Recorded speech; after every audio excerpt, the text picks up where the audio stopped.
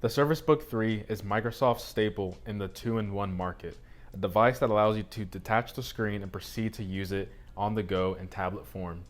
Now, the Surface Book 3 is really hard for me to compare it to a tablet because it's not just a tablet, and I can't really compare it to just a laptop because it's not just a laptop. Surface Book 3 is a two-in-one device where if you do not want to use the bottom portion of the screen, you can just go ahead and detach it, which is a very nice minimal design, and it's one of the things that I thought I would use a lot, but using it day to day, I felt like I liked it better in just the traditional laptop form.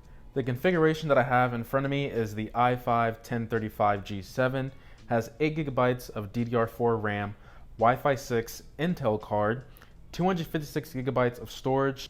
So one thing I noticed when I was configuring the Book 3 on the Microsoft website, I couldn't really customize it to exactly what I wanted. For example, if you got the i7, you automatically got the GPU, but you couldn't select your storage and your RAM. And I think that's something that consumers should really be able to decide on their own. And I like how Dell and Apple allow you to pick specifically what you want in the machine. So that's one of the complaints I have for Microsoft when it comes to purchasing directly from their store website. Now I want to talk about the ports. So it has two 3.1 Gen 2 USB-A ports, has an SD card slot, a Microsoft Smart Connector, and a USB-C with no Thunderbolt 3. It also has a headphone jack on the top of the tablet portion, volume rocker, and a power button on top. And what people might not realize is the bottom portion of the tablet can actually be used to charge via the power connector.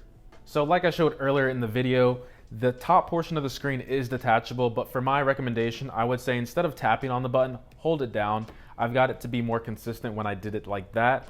When it comes to the actual casing, it is a magnesium finish and it feels really dense and hard, but it's also soft to the touch. And I really like this casing that Microsoft went with.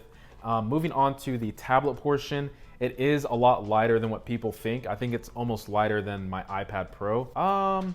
I would say they're about the same. Another thing I want to point out that I talked about a lot in my unboxing experience was the hinge. The hinge design is very unique, and I think this is what really makes this Book 3 stand out compared to its competitors.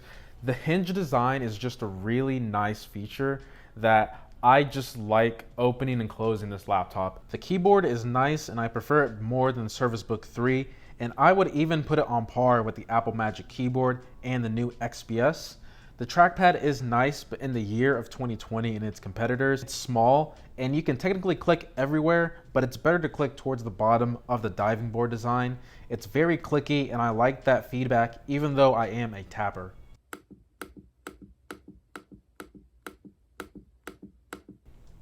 I also like the color choice of the backlit keys. It kind of looks like a bright white.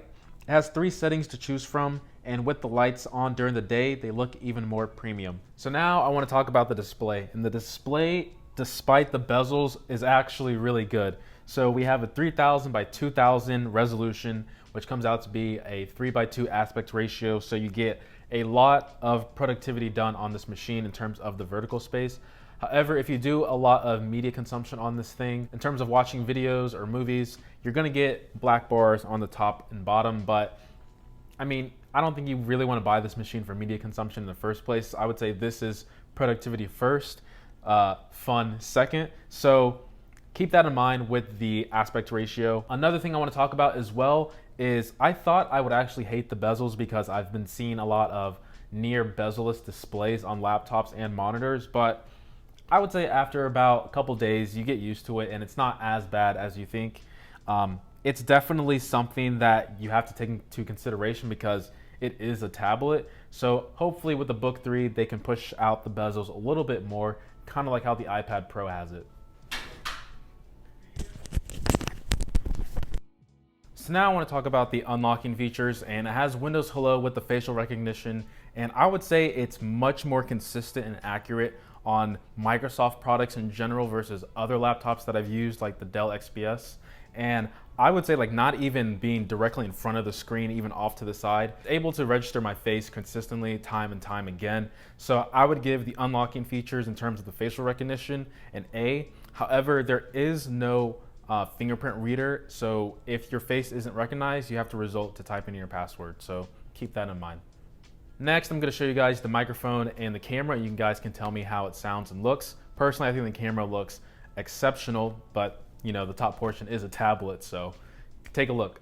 All right, so this is Microsoft's 1080p webcam and microphone. You guys can tell me how the microphone sounds, but I want to say that this camera quality on a laptop looks really impressive, and I hope other laptop manufacturers can lead in with what Microsoft is doing. So next, I want to talk about the speakers in this machine, and if you are getting it for media consumption, which I hope you're not, or if you are a person who likes a lot of bass, this machine is not for you.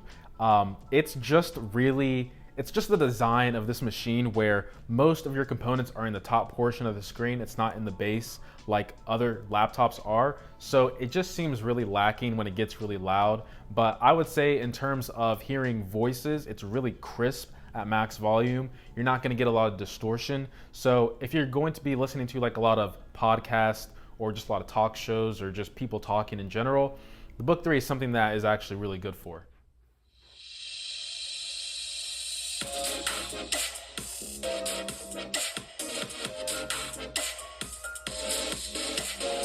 So since this is the base variant, I actually don't have a GPU in the base, but in terms of fan noise, I basically had none. I don't even know if my fans were working, but when I was stressing the CPU a lot, the fans never turned on.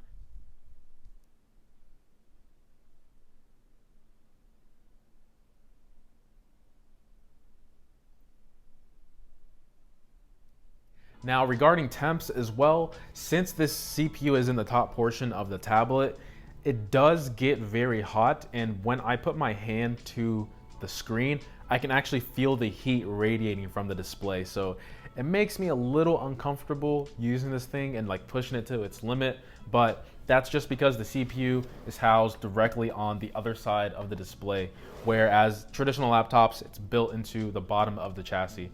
But like I said, since I have the base, Alexa, I was not talking to you. I'm not. Sorry, I thought I heard my name. No, I'm not talking to you. So the. Sorry, I thought I heard my name. You're fine. You're fine. Okay. Anyway, like I said, since I have the base version, I don't have a GPU in the bottom, so the keyboard actually stays relatively cool, but I would think that if you have the GPU variant and you are doing a lot of graphical work, that the keyboard might tend to heat up wherever the GPU would be, so keep that in mind. All right, so now this is the fun part, and let me switch it over to one of my favorite proportions. Proportions, is that the right word? Orientation. The right orientation for this part of the review. So this is the gotta have it, and I don't know, man. This is where it gets a little bit dicey because similar to my iPad Pro review, this machine seems like it's a jack of all trades, but it just doesn't do what a regular traditional laptop would do even better, or just what a regular tablet would do, but even better. It does both okay, and maybe it's just because I'm not the target audience for this machine, and you know, there might be some people who can actually leverage the power that it has when it's docked, and then on the go in the tablet form, you can just use it for, you know, designing or just using the tablet version for whatever you need. But for me personally, I had it docked about 90% of the time. I only undocked it just because I was kind of bored and I just wanted to detach it. And you know, I wouldn't recommend buying this machine for gaming as well.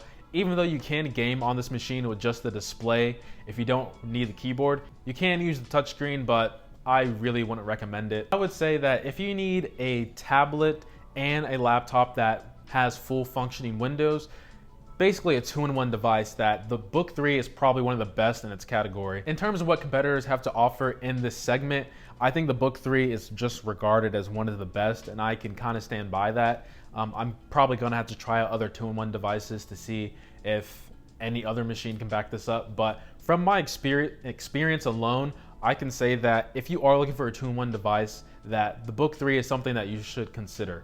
So with that being said, I'm just not the target audience for this device, and despite it being good for what it is made for, it's just not for me. If you're wondering what to listen to on the go, check out Audible. Audible is a free app that offers thousands of titles, and each month you get a free audiobook to choose from. Audible also has podcasts, guided wellness programs, comedy, and original content. If you don't know what to listen to, check out my Amazon store and look at my Audible library in the description. I've been an Audible subscriber since 2017, and I find myself listening to books a great way to educate myself, whether it's in the shower, cooking, exercising, driving to work, or just chilling in my bed. Sign up today using my link and get a free month and book. Hope you guys did enjoy the video. Please subscribe if you want to see more content like this. Leave a like if you enjoyed the video. And as always, guys, much love. Book three. Just not made for me. But that is still one of the best features in any device that I've used so far. I wonder if your wheels can just pop off with a button. Like you just press a button and your wheels just go. That'd be pretty cool. But I mean, how often are people changing their tires? I don't even know what I'm saying right now. Peace.